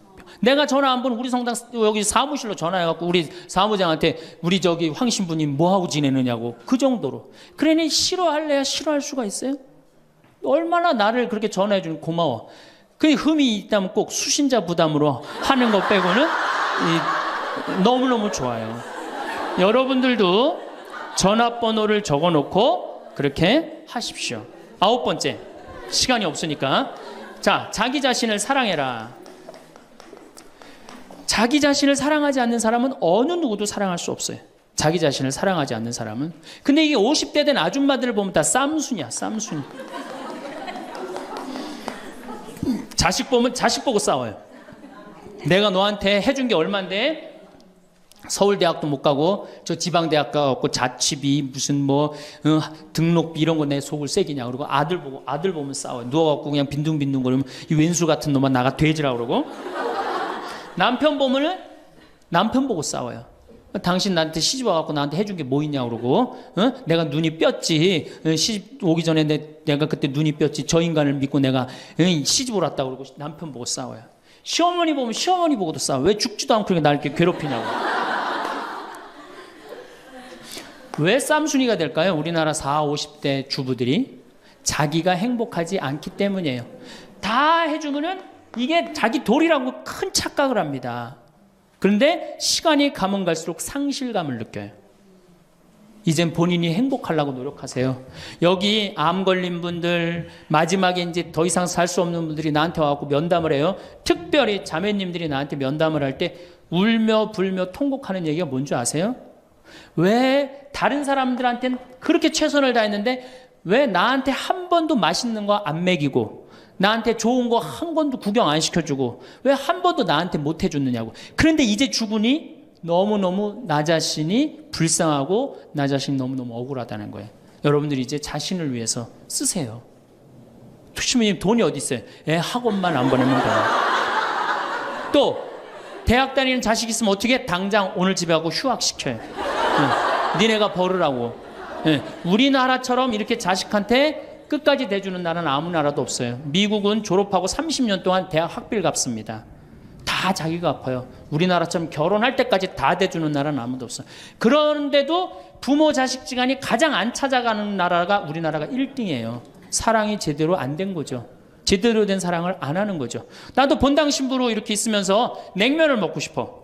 그럼 총회장이 사줄래나 부회장이 사줄래나 성모회장이 사줄래나 안 기다립니다. 냉면 먹고 싶으면 어떻게? 내가 가서 사 먹어요. 내가 냉면 먹고 싶은지 누가 알아? 내가 가서 사 먹으면 되지. 그러니까 아무도 못 얻어먹어서. 그럼 이제 가을 지나가는데 가을 때 강론 때 내가 교우들이 여기 3,500명이라며 교우가 3,500명 냉면 하나도 못 사 먹었 얻어먹었다. 그럼 교우들이 무슨 생각할 것 같아? 우리 신부님 챙겨주는 사람 하나도 없고 빨리 장가 보내드려야 되겠다. 이런 생각한단 말이에요. 그래서 나는 내가 사 먹어요. 내가 사 먹는 동시에 혼자 사 먹으면 청승 맞잖아요. 회장님들 데려가서 내가 사줘요. 내 돈으로. 신부님 무슨 돈이 있어서? 나 강사료 많으니까 다 사줘요. 근데 우리 천주교 교우들은요 먹고 떨어지는 법이 없어요. 언제 효과가 나타나? 내 영명 죽일 때 다 돌아와요. 그러니까 어떻게? 나도 행복하고 교우들도 행복하고 얼마나 좋아. 자기 자신을 사랑하십시오. 자기 자신을 귀하게 여겨야만이 그런 나를 보고 다른 사람이 행복한 거예요. 엄마가 맨날 인상 쓰고 있으면 자식이 행복하겠어요? 남편이 행복하겠어요? 시어머니가 행복하겠어요? 늘 밝은 모습으로 이렇게 행복하게. 그러니까 여러분들 자신을 사랑하세요. 10번째, 시간이 없으니까 맨 마지막으로는 이웃에게 친절해라. 이게 이제 문제 중에 문제예요. 우리 천주교 교우들이 무겁게 신앙생활합니다. 십자가의 길도 하고 양심 성찰도 하고 때로는 묵상도 하고 심하게는 관상기도까지 막 어디 다니면서 해요. 근데 실질적으로 그렇게 무겁게 신앙생활하는 만큼 이웃한테 넉넉하냐? 넉넉하지 않아요. 1,000원 갖고 얼마나 치사하게 구는 줄 아세요? 여러분들 1,000원 가지고 정말 1,000원 때문에 막 갈등하고 괴로워하고 힘들어하고 얼마나 그런 줄 아세요? 여러분들 전철을 탔어요. 마음 편안하게 딱 앉아있는데 갑자기 누가 바구니를 들더니 맹인이 어두운 밤에 캄캄하 이러면 이때부터 갈등하기 시작하는 거야. 이 1,000원을 줄까 말까 이때부터 괴로워하고 얼굴이 빨개졌다 하여졌다. 누가 주래 옆에서 누가 그런 적도 없는데 내가 100만 원 갖고 괴로워하면 또 이해를 해요. 이건 1,000원 가지고 딸랑 1,000원 가지고 줄까 말까. 그리고 뒷꼭지를 보고 뭐라 그래? 그래도 1,000원을 줄 걸. 하느님이 이런 나를 보고 하늘에서 무슨 생각할 것 같아요? 저걸 천당에 데리고 올까 말까. 뭐하러 십자가의 길을 하고 뭐하러 이렇게 심각하게 참회절을 해요? 이런 거 하나도 제대로 못할 거라면은. 재작년에 여기 물폭탄이 터졌어요. 그래갖고 다 잠겼어요, 평창에. 근데 안성에 있는 요셉 양로원, 농아 양로원 할머니들이 전화가 왔어요. 수녀님을 통해서. 신부님 우리가 돕고 싶다는 거예요. 아니 무슨 무료 양로원 있는 할머니들이 돕느냐. 자기네들이 정부에서 나오는 돈이 있대요. 그래서 1,000원씩 고수톱 칠 때 고리도 뜯고 음식물 남기면 1,000원씩 모은 돈이 50만 원을 모아뒀대요. 그래서 여기 우리 형제 중에 조립식에 사는 형제가 집이 다 떠내려갔어요. 그래서 와라. 그랬더니 80만 원을 갖고 왔어. 할머니들이. 한 4-5분이 말 못하는 할머니들이. 그리고 이불 12채, 전기밥솥 하나. 아니 무료 양로원에 사는 할머니도 1년에 한 번씩 돕는다는데 그 살기 좋다는 동백에서 살면서 한 번도 안 도우면은 여러분들 천당 갈 것 같아요? 못 가. 아니 우리가 너무 이웃한테 인색하게 살아요. 내가 시장에 나갔어. 시장에 나갔는데 다리 잘린 분이 이 고무 타이어를 하고 막 음악을 틀고 껌을 이렇게 리어카에 밀고 와. 그러면은 야 천당 갈 공로살 기회가 오는구나. 이런 생각을 해야 되는데 무슨 생각을 해? 제발 내 쪽으로만 오지 마라. 여러분들 교황님이요 뭐라고 그러셨느냐면은 나는 행복했습니다. 여러분들도 행복하십시오. 그리고 가셨죠? 요한 바오로 2세 교황님이. 저는 그 말이 이 세상 어떤 명언보다도 명언이라고 생각해. 인간으로 와서 행복하게 살아야 돼요. 갈 때 행복하게 가야 돼요. 여러분들 신앙생활하는데 우울하게 하면 안 됩니다. 정말 내가 하느님 믿는 거 아니야. 온 우주의 아버지가 내 아버지 아니에요. 주인이 얼마나 행복해. 뭐 때문에 여러분 고통스러운지 아세요? 욕심 때문에 고통스러운 거예요. 그 욕심만 조금만 내다버리면 마음이 얼마나 자유로워요. 다닐 때도 얼마나 많고 구경할 때도 많고 얼마나 아름다워요. 우리 그냥 대한민국처럼 아름다운 나라가 어디 있어요. 세계에서 제일 아름다운 나라가 대한민국이에요. 다녀볼 때 너무 많아. 결론으로 자 여러분들 지금 오늘 이제 집에 가면은 당장에 경복궁 먼저 가세요. 경복궁의 비원을 한번 가보세요. 그 조경이 얼마나 멋있어. 뭐 남편 손을 잡든 자식 손을 잡든 친구 손을 잡든 가갖고 도시락 해갖고 거기서 딱 까먹으면 바로 왕비만 바로 되는 거 아니에요? 옛날엔 거기 누가 들어갔어요? 지금은 들어갈 수 있어요 없어요? 있잖아요. 5,000원 10,000원만 내면 5,000원만 되면 왕비가 될 수 있는데 그 행복한 길을 우리가 땅바닥 우울하게 쳐다보느냐고 못 찾아가고 있는 거예요. 그래서 전 여러분들이 행복했으면 좋겠어요. 여러분들이 행복해야지 대한민국이 행복합니다. 예, 감사합니다.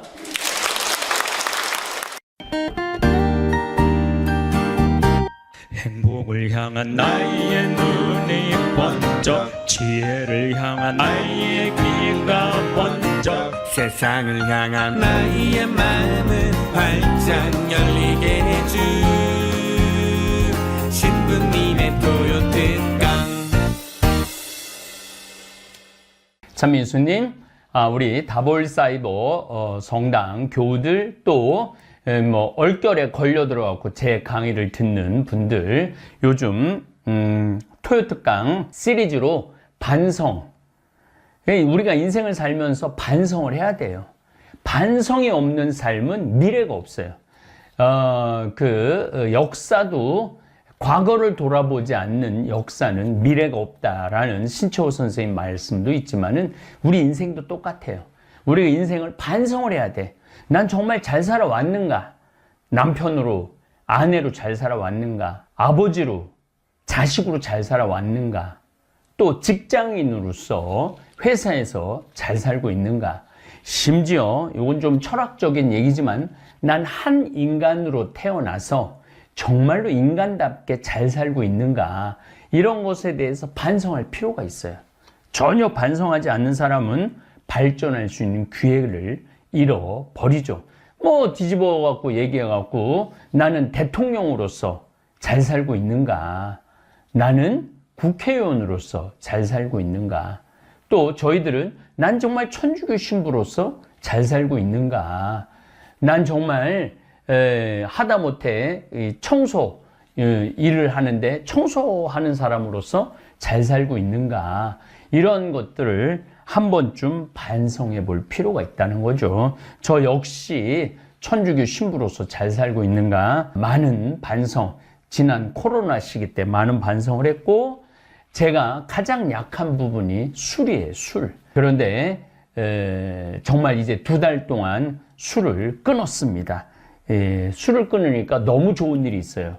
아침에 일어나는 게 즐겁고 하루가 생기가 있고, 술 먹을 때는 그냥 하루 종일 피곤에 쩔어 있는데 요즘은 몸에 생기가 나니까 머리가 팍팍 돌아가요. 그래서 그동안 책을 6권 썼었는데 한동안 책을 안 쓰고 있었는데 요즘은 이게 머리가 돌아가니까 원고를 쓰기 시작해요. 그러니까 참 그런 것들 반성이 필요한 것 같아요. 그리고 반성을 일단 내가 정말 신부로서 합당하게 살고 있는가? 아버지로서 합당하게 살고 있는가? 아내로서, 남편으로서 합당하게 살고 있는가에 대한 그 다음 요구는 성찰하는 거예요. 성찰. 스펙트럼을 갖고 있어야 되는 거죠. 삶의 스펙트럼을 갖고 있어야 돼. 그래서 내가 거기에 맞게끔 잘 살고 있는가?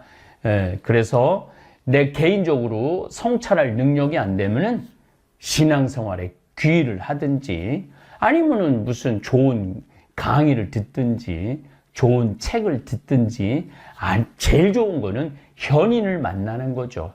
철학자를 만나고 현인, 지혜로운 사람을 만나서 이야기를 듣는 거죠. 그런데 뭐 사실은 평범한 사람들이 현인을 만난다라는 게 쉬운 일이 아니에요. 그렇다면 요즘은 뭐 시대가 좋아지니까 유튜브 강의, 요즘 뭐 제 유튜브가 대한민국의 모든 분들이 거의 듣는 것 같아요.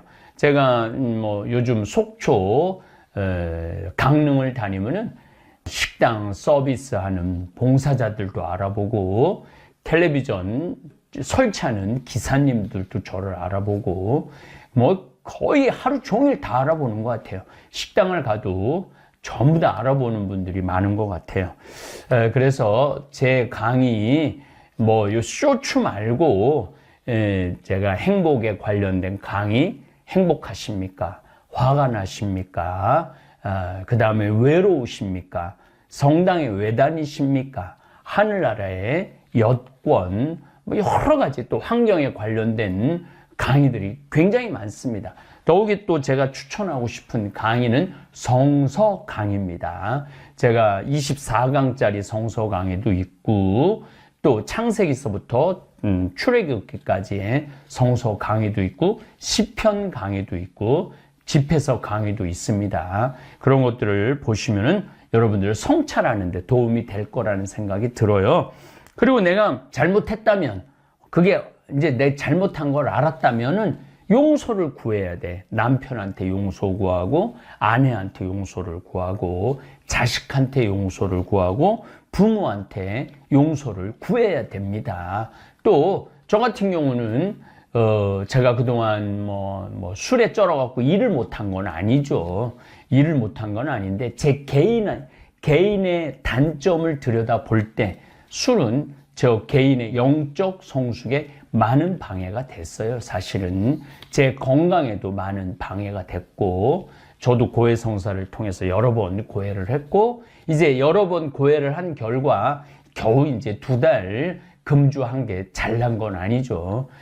그러나 이게 1년, 2년, 3년 되기 위해서는 하느님께 용서를 청할 필요가 있죠. 용서를 이제 청하고 나면은 용서를 받았으면 그걸로 끝나서는 절대 안 됩니다. 용서로 끝나서는 안 되고 그 죄를 기어 갚기 위한 보속의 행위를 해야 됩니다.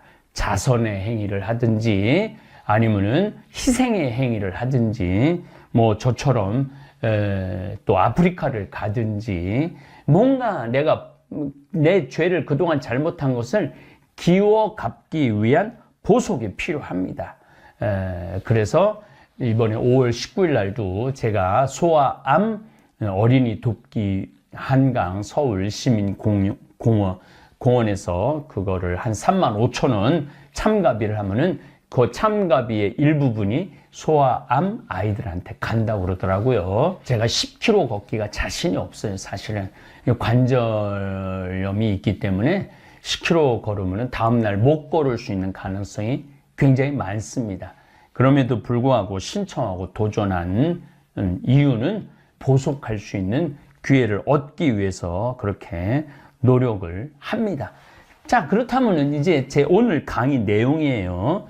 오늘 그럼 이렇게 노력하는 부족한 인간, 이해할 수 없는 인간들이 잘 살아보겠다고 그렇게 용서를 구하고 보석을 구하고 자기 반성을 하는 인간을 이해해 줘야 돼요. 우리의 몫은 이해입니다. 남편이 용서를 청했는데, 아내가 용서를 청했는데, 부모가 용서를 청했는데, 자식이 용서를 청했는데 이해해 주지 않는다면, 용서해 주지 않는다면 그런 세상은 살아가기가 너무너무 각박한 거죠.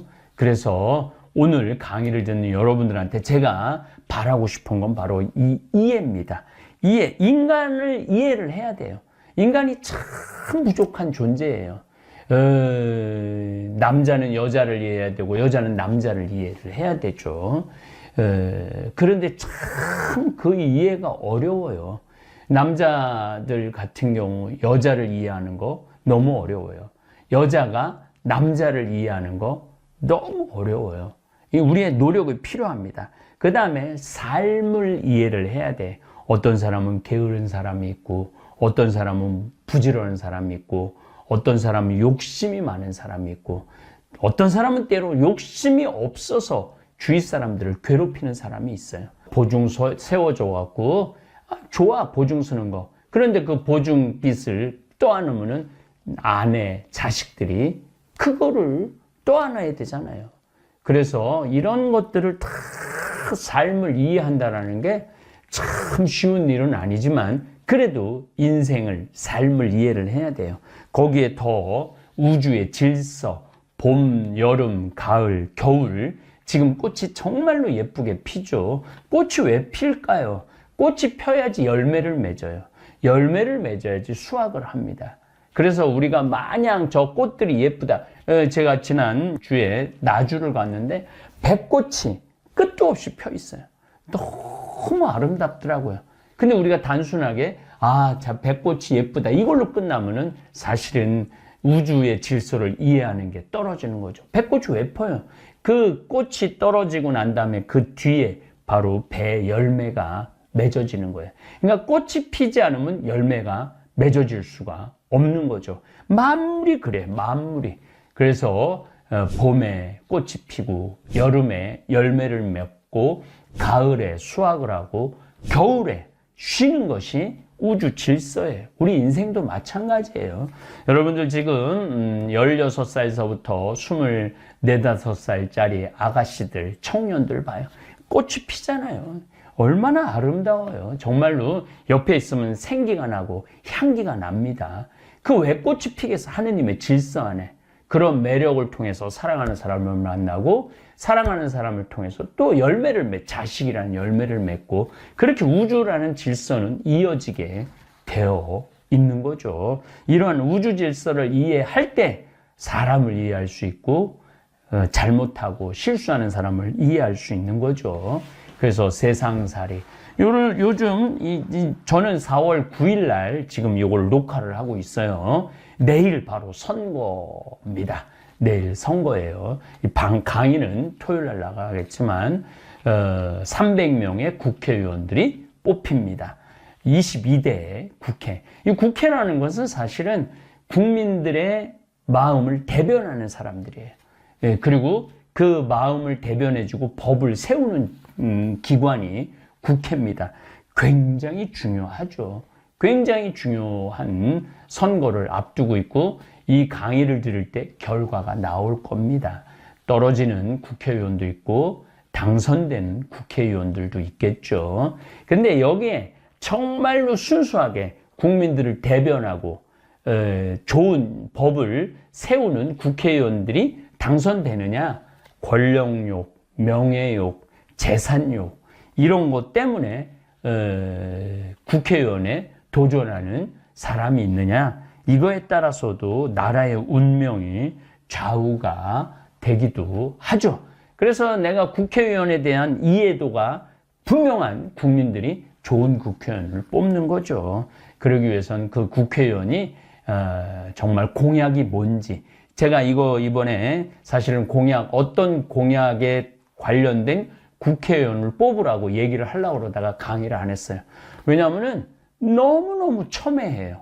그리고 국민들이 그런 거를 들을 수 있는 마음의 준비가 안 돼 있어요. 물론 저는 첫 번째 이런 국회의원을 오늘 이제 중간에 가다가 얘기는 하겠지만은 어떤 국회의원을 뽑는 1순위냐? 지구 환경 온난화에 대한 비전이 있는 국회의원을 뽑아야 돼요. 왜? 지구 환경 온난화에 대한 비전을 왜 뽑아야 되냐면 이건 경제에 영향을 미칩니다. 정치에 영향을 미칩니다. 심지어 지금 인구 절벽에도 영향을 미칩니다. 왜냐?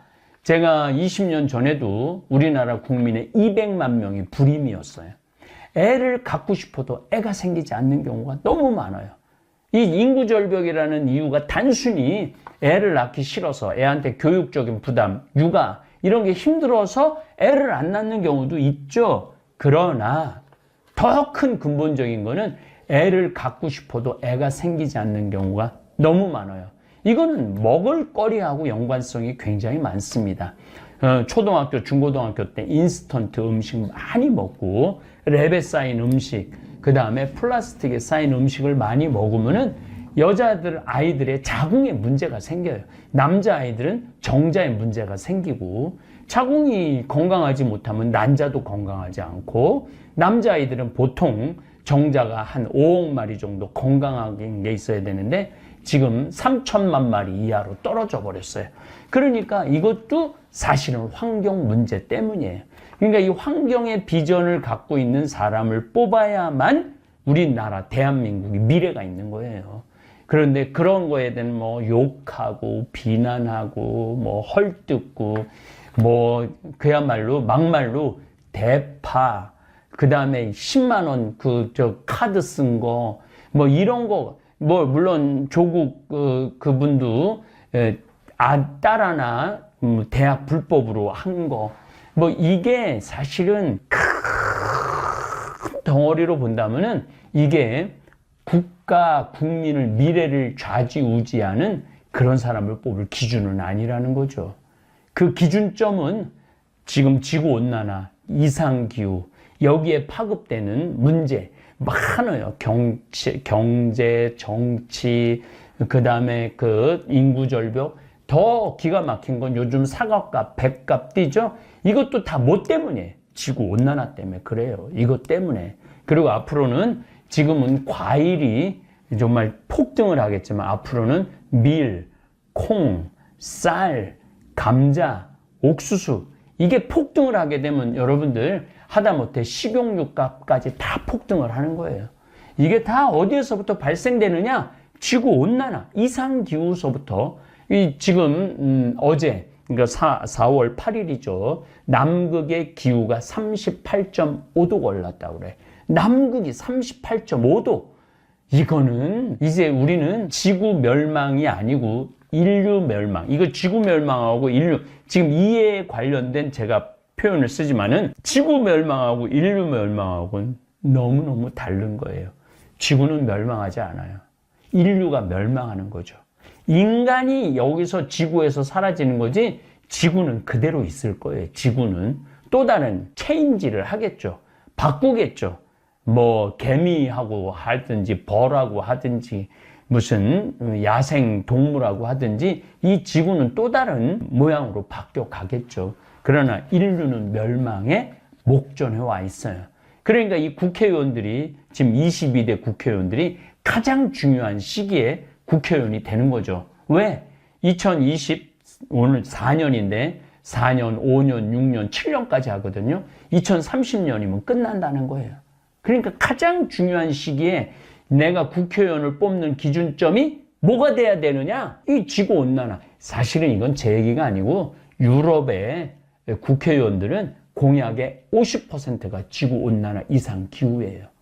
근데 제가 이번에 열어보고 뜯어보고 확인해 본 결과 이런 비전을 제시하는 국회의원은 없더라 이거예요. 뭐 대통령 탄핵, 무슨 영부인 여사, 뭐 특검, 뭐 이런 거에만 우리가 지금 매달려 있는 거예요. 그리고 뭐 의사, 뭐 증원, 뭐 의대 증원 이거에 지금 온 나라가 빠져갖고 큰 덩어리를 이해하지 못하는 거예요. 이해하지 못하고 있어요. 그래서 여러분들도 큰 이해의 그 사이클이라고 그러죠. 큰 이해를 가지기를 우리 다볼사이버 교우들은 가지기를 바랍니다. 인간은 인생을 살아가면서 착한 일만 하고 살아가는 사람, 천사들이 있어요. 그러나 또 악한 일만 골라 하는 악마들도 있습니다. 뭐 이렇게 뉴스를 보면은 정말로 선행만 하는 사람들이 있어요. 심지어 돌아가실 때 자기가 모은 그 모든 전 재산을 할머니들이 착하게 살고 이런 분들 다 기부하는 분들이 있어요. 또 어떤 사람들은 세금 떼어먹고 자기 직원들을 착취하고 이런 악한 악마들도 있어요. 그런데 또 사람은 어떤 때는 착하게 살다가 또 어떤 때는 그 착한 사람이 악하게 변하기도 해요. 그래서 원수를 갚는 경우도 있고 법이고 윤리고 종교고 다 무시하고 악인으로 변하는 경우도 있죠. 또 착하게 살다가도 악한 경우도 있지만 악하게 살다가도 착한 경우도 있어요. 신기하죠? 형제의 배신, 친구의 배신, 사회의 배신을 당하다 보면 착하게 살려고 노력하다가도 악하게 변하는 경우도 있습니다. 반대로 악하게 살다가 인생의 특별한 계기, 신앙생활, 훌륭한 주변 사람들에게 감동받아서 삶의 전환을 맞이하는 사람도 있습니다. 참 복잡하죠. 어떤 사람은 착하다가 악하게 돼 있고 어떤 사람은 악하다가도 착하게 돼 있고 어쨌든 인간은 스스로 이렇게 살아서 참 기쁨과 참 평화를 찾지 못하기에 완전히 새로운 삶으로 전환을 꾀하는 사람도 있습니다. 독일의 철학자 하이데거라는 철학자가 있어요. 존재와 시간이라는 어마어마하게 어렵고 두꺼운 책을 쓴 독일의 철학자인데 이 사람이 할 얘기는 너무너무 많은 사람인데 아주 중요한 말 한마디를 해요. 인간은 세상에 내던져진 존재라는 표현을 합니다. 인간은 세상에 내던져진 존재라고 그래요. 맞는 이야기입니다. 이 세상에서 태어나고 싶은 사람은 단 한 사람도 없습니다. 우리 여기 훌륭한 직원이 지금 촬영하고 있는데 태어나고 싶어갖고 태어난 적 있어요? 나는 어느 집에서 태어나야 되겠다. 누구 밑에서 태어나야 되겠다. 결심하고 태어난 적이 없잖아요. 태어나다 보니까 태어난 거예요. 부모 사랑의 결실, 젊은 시절의 쾌락의 잘못된 결실, 더더욱 불행한 경우는 사랑도 없이 성폭행을 당해서 잉태되어 태어난 불쌍한 사람들도 있습니다. 이 세상에 내던져져 버린 인간들이 많아요. 어떤 사람은 왕족 집안에서 태어나기도 하고 부잣집에 화려하게 태어나기도 합니다. 사랑 많은 가정에서 태어나기도 하고 또 폭력이 난무한 평화가 없는 집안에 태어나기도 합니다. 저처럼 지극히 평범한 가난한 집에, 또 가난하다고 해서 지독하게 가난한 집도 아니고 밥 세 끼 먹을 정도로 풍요롭지 않지만 평범한 집에 태어나는 사람들도 있습니다. 그냥 이 세상에 내던져져 뜻하지 않는 고난의 삶을 사람들도 있습니다. 죄를 짓고 싶지 않아도 죄의 굴레 속에서 태어나 아무리 발버둥을 쳐도 늘 어둠의 진흙탕에서 뒹구는 사람들도 있습니다. 우린 그들을 이해를 해야 돼요. 불행하게 태어난 사람들 이해를 해야 돼요. 왜 저렇게 삐뚤어졌을까? 그 사람이 삐뚤어지는 데에 대한 원인이 있어요. 원인이 있기 때문에 이해를 해야 돼요. 물론 좋은 환경 속에서도 삐뚤어지는 사람이 있죠. 그 사람들 이해하고 용서하기란 쉽지 않지만 그것조차도 이해하고 용서해야 되는 게, 그래야만이 이 세상은 돌아갑니다. 그 가운데 자라난 남자, 여자의 삶이 아주 죄악 속에서 연꽃처럼 피어나기도 하지만 악인이 되어 자기도 파괴하고 이웃도 불행의 나락으로 끌고 가는 사람들도 있습니다. 인생을 30년, 50년, 60년을 살면서 수많은 인간을 만납니다. 그런데 편안하고 사랑스럽고 행복한 이웃도 만나지만 도저히 이해할 수 없는 인간을 만날 때도 있고, 그 인간 때문에 인생 자체가 고통의 나락으로 떨어지는 경우도 있습니다. 그러나 인간을 이해하고 세상을 이해하고 삶의 질서를 조금만 이해한다면 용서가 가능하고 받아들이고 그 죄악의 굴레 속에서 해방될 수 있습니다. 예수님은 이렇게 말씀하십니다. 내 이웃이 잘못하면 7번뿐 아니라 70번이라도 용서하라고 그래요. 7번뿐 아니라 70번이라도. 이게 뭐냐면은 인간은 누구나 잘못할 수 있다는 거예요. 누구나 잘못할 수 있기 때문에 우리가 용서할 수 있는 자격이 있는 사람은 용서해야 된다는 얘기예요.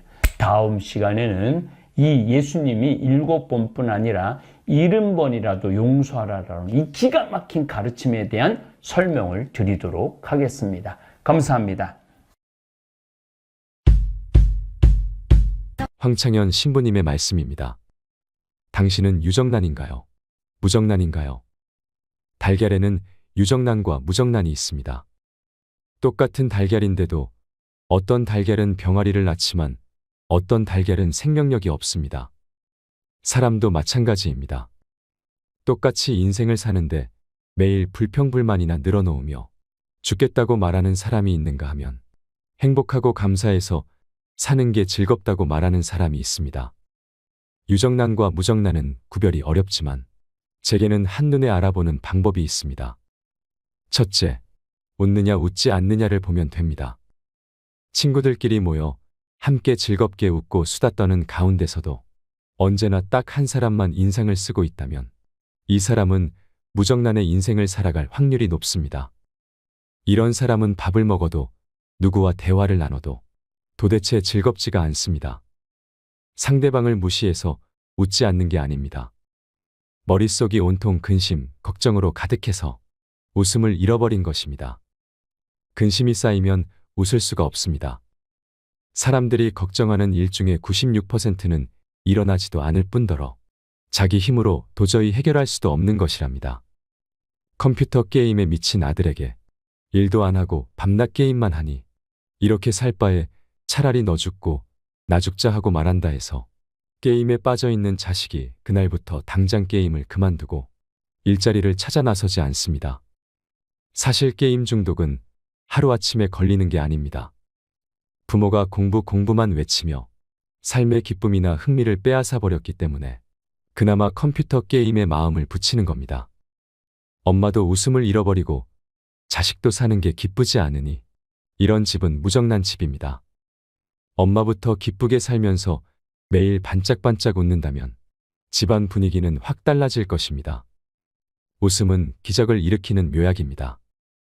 평창 생태마을을 찾는 어머니들과 할머니들은 저와 사진을 찍고 싶어 하십니다. 스마트폰으로 사진을 찍고 확인을 하시는데 대부분 이렇게 말씀하십니다. 신부님은 잘생기게 나왔는데 우리는 실물보다 못생기게 나왔어요. 사진을 확인해 보면 표정들이 하나같이 굳어 있습니다. 그 가운데 한 자매님이 자기는 사진이 항상 잘 안 나온다고 하시기에 그분 휴대폰에 저장된 사진들을 보니 하나같이 표정이 굳어 있습니다. 그분이 생태마을에 일주일 동안 머물렀는데 제가 사진 찍을 때마다 우스갯소리를 하며 셔터를 눌렀습니다. 사진 속 얼굴을 확인한 자매님은 자신이 이렇게 예쁘게 생겼냐며 놀라워했습니다. 예쁜지 아닌지를 판가름하는 것은 딱 하나, 웃느냐 웃지 않느냐에 따라 결정됩니다. 사진 찍을 때 웃으세요. 하나, 둘, 셋 하면서 셔터를 누르면 이미 늦습니다. 하나에는 부드럽게 웃는데 셋까지 가면 이미 웃음이 굳어 있습니다. 그러니 찍습니다. 웃으세요 하고 찰칵 찍어야 예쁘게 나옵니다. 저는 성당뿐 아니라 개신교회, 사찰, 관공서, 대학, 심지어 이역만리 아프리카, 유럽, 브라질, 아르헨티나에까지 가서 알지 못하는 사람들에게 강의를 합니다. 다양한 부류의 새로운 청중에게 강의를 하는 일은 쉽지 않습니다. 그런데도 어디를 가든 누구에게 하든 3분 정도만 지나면 청중이 긴장을 풀고 편안하게 제 강의를 듣습니다. 사람들이 비법이 뭐냐고 묻는데 방법은 딱 하나입니다. 처음부터 입가에 미소를 머금고 이야기를 시작하면 누구라도 경계심을 풀고 경청합니다. 웃음은 유정란으로 가는 지름길입니다. 잘 웃으려면 어떻게 해야 할까요? 마테오복음 6장에 이르시기를 예수님께서는 무엇을 먹을까, 무엇을 마실까, 무엇을 입을까 걱정하지 말라고 하십니다. 걱정은 웃음도 가리고 희망도 가리니 우선 걱정을 내려놓고 억지로라도 미소를 지으십시오. 행복해서 노래를 부르는 게 아니라 노래를 부르기 때문에 행복하다는 말도 있지 않습니까? 유정란과 무정란을 구별하는 두 번째 방법은 감사하느냐, 감사하지 않느냐를 보면 됩니다. 아내가 끓여준 김치찌개를 먹은 남편이 이렇게 말합니다. 이렇게 맛있는 김치찌개를 먹을 수 있는 사람은 대한민국에 나밖에 없을 거야. 당신은 어쩜 그렇게 김치찌개를 맛있게 끓여? 이건 김치찌개가 아니라 예술이야. 혹시 당신 여기다 약 탔어? 이렇게 환하게 웃으며 칭찬을 줄줄이 늘어놓으면 아내는 남편의 기대에 부응하기 위해 예술작품 만들듯이 요리를 하게 됩니다. 그런데 아무 생각 없이 이렇게 말하는 남편이 있습니다. 당신 30년 동안 김치찌개를 끓였으면서 이렇게밖에 못해. 지지리도 솜씨가 없네. 너무 짜서 도저히 밥을 못 먹겠으니 김이나 갖고 와. 남편이 오만상을 찌푸리며 이렇게 말한다면 아내는 김치찌개에 정말 소금이라도 들이붓고 싶은 심정이 됩니다. 말 한마디에 천냥 빚을 갚는다는데 이런 사람들은 한마디 뱉을 때마다 남의 속을 뒤집어 놓으니 질이 무척 안 좋은 무정란입니다. 미국 애리조나에 갔을 때 일입니다. 큰 사업을 하는 교포 한 분이 식사 대접을 하고 싶다고 하셔서 그분 집에 가게 되었습니다. 도착하고 보니 회장님이라 불리는 그분이 앞치마를 두르고 있었습니다. 제가 앞치마가 별로 어울리지 않는다고 농을 던지자 그분이 말하기를 자신에게 앞치마를 두르게 만든 장본인이 바로 저라는 것이었습니다. 무슨 뜻이냐고 묻자 그가 이렇게 대답했습니다. 저는 평생 이쪽에 있는 컵을 저쪽으로 옮긴 적도 없는 사람인데 어느 날 우연히 황 신부님의 강의 CD를 듣게 되었습니다. 무슨 말인가 하면 누군가 제 강의 CD를 그에게 선물로 주었는데 자동차로 이동하면서 자주 듣다 보니 이런 내용이 있더랍니다. 지난 30년 동안 아내한테 밥을 얻어먹은 남자들, 양심이 있으면 설거지는 좀 하십시오. 결혼 생활 20년 동안 손가락 한 번 까딱하지 않고 아내를 종부리듯 했는데 CD를 듣고 미안하고 고마운 마음에 설거지를 했더니 아내가 당신 미쳤냐고 하더랍니다. 괜히 2번 설거지해서 더 귀찮게 하지 말고 그만둬요. 아내가 이렇게 핀잔을 주는데도 남편은 꿋꿋하게 설거지를 마쳤습니다. 왜냐하면 제가 강의에서 아내한테 무슨 소리를 들어도 계속하라고 했기 때문입니다. 그날 설거지를 마치고 외출한 남편에게 아내가 이런 문자 메시지를 보냈습니다. 여보, 당신이 끝낸 설거지를 역시 다시 하고 있어요. 하지만 20년 결혼 생활에 오늘처럼 행복한 날은 없었어요. 당신이 나를 위해 설거지를 한 것 자체가 너무 행복해요. 감사합니다. 사랑합니다. 남편은 가슴 깊은 곳에서 뜨거운 사랑이 피어올랐답니다. 결혼 생활 동안 아내가 이렇게 밝게 웃는 모습은 처음이었다고 합니다. 그 뒤 부부는 신혼 때보다 더 알콩달콩 행복하게 산다며 제게 감사를 표했습니다. 진짜 행복은 돈을 많이 벌고 좋은 차를 타는 게 아니고 아내의 웃음이나 아이들의 제잘거림에 있다면서 지금 자신은 그런 환경에 살고 있으니 참으로 행복하다고 했습니다. 세상은 감사해야 할 일이 천지지만 제일 먼저 자기 삶을 사랑하고 감사해야 합니다. 그분은 이러한 삶을 살고 있으니 유정란이 분명합니다. 가까운 곳에 진짜 행복이 기다리고 있다. 유정란과 무정란을 구별하는 세 번째 방법은 감동하느냐, 감동하지 않느냐의 차이입니다. 미국 서부지방에 있는 유타주를 일주일 동안 여행할 기회가 있었습니다. 이 지역은 브라이스 캐니언, 그랜드 캐니언, 델리컷 아치 같은 수많은 협곡과 고원지대가 있는 곳으로 미국에서 가장 인기가 있는 관광지입니다. 이 여행을 주도한 사람은 74세 된 마틸다라는 분인데 세탁소를 운영하고 있습니다. 부자는 아니지만 돈만 생기면 여행을 가는 인생 자체를 즐겁게 살고 있는 사람입니다. 이분이 저와 함께 미국 요세미티 국립공원에 간 적이 있는데 제가 거기서 너무 행복해하니까 유타 지역 일대를 돌아보는 여행을 다시 준비했던 것입니다. 마틸다는 저에게 좀 더 멋진 곳을 보여주는 완벽한 여행을 준비하기 위해 3,000km나 되는 거리를 오가며 3차례나 사전 답사를 했다고 합니다. 이 정도면 서울에서 부산까지를 7번이나 왔다 갔다 한 거리이니 그분의 정성이 대단함을 느꼈습니다. 그래서인지 마틸다는 멋진 경치가 내려다 보이는 곳에 가도 경치는 안 보고 저만 쳐다봤습니다. 본인은 이미 많이 봐서 더 감동할 게 없으니 저의 감동이 궁금했던 것입니다. 저는 몇 년 전에 위암 수술을 받은 뒤로 매일매일 감사와 감동 속에 살아갑니다. 가을의 단풍을 보면 올해도 예쁜 단풍을 한 번 더 보게 해주셔서 감사합니다 하고 기도하고 밤하늘의 별을 보면 저 아름다운 별을 다시 보게 해주셔서 감사합니다 하고 기도합니다. 제가 이렇게 감동이 기본인 사람인데 세계 최고의 협곡이라는 그랜드 캐니언이 한눈에 내려다 보이는 곳에 섰으니 어땠을까요? 가는 곳마다 이렇게 외쳤습니다. 오 마이 갓. 여기 죽인다. 너무 멋있다. 정말 좋다. 제가 이렇게 엄청나게 감동했기에 나중에 함께했던 일행 모두가 참 즐거운 여행이었다고 털어놓았습니다. 여행은 어디를 가느냐보다 누구랑 같이 가느냐가 중요합니다. 만약 제가 아무 생각 없이 델리컷 아치에 가서 에이, 우리나라 설악산에 있는 울산바위만 못하네 하고 무심코 말해버렸다면 마틸다는 다리에 기운이 풀렸을 것입니다. 친구들하고 경치 좋은 곳을 갔는데 꼭 이렇게 말해서 초를 치는 무정란이 있습니다. 뭐 한다고 땀 흘리며 여기까지 와. 힘들게. 감동할 줄 모르는 사람과 함께하면 그의 메마른 감정에 오염될 우려가 있으니 가급적 멀리해야 합니다. 유정란이냐 무정란이냐 구별하는 네 번째 방법은 나누느냐 나누지 않느냐입니다. 저는 2013년부터 아프리카 잠비아 봉사활동을 시작했습니다. 말이 봉사활동이지 그곳에서 제가 할 수 있는 일은 별로 없었습니다. 그래서 제가 세례준 치과의사 선생님께 잠비아에는 치통으로 고생하는 사람은 많은데 치과병원이 없으니 함께 가자고 제안을 했습니다. 그랬더니 그가 난감한 표정으로 며칠 걸리냐고 물었습니다. 그래서 가는데 이틀, 오는데 이틀 걸리니 적어도 보름 정도는 계획을 잡아야 한다고 했더니 병원 문을 그렇게 오래 닫아두는 건 부담이 된다며 거절했습니다. 그러면서 의사 선생님은 좀 미안했던지 대신 2천만 원을 봉헌할 테니 잠비아 사람들을 도와주고 오라고 했습니다.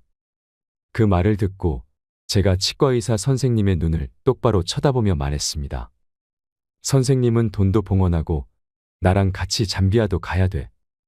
결국 호주 멜버른 강의에서 만난 치과의사와 인천에서 일하는 또 다른 선생님까지 세 분이 봉사단을 꾸리게 되었습니다. 잠비아에서 의사 선생님들이 뽑아낸 썩은 치아를 보니 한국인들 치아보다 1배 반이 길었습니다. 잠비아 사람들의 치아가 그렇게 크다 보니 썩어도 뿌리가 깊어 빼지를 못하고 고통 속에 있는 사람들이 너무 많습니다.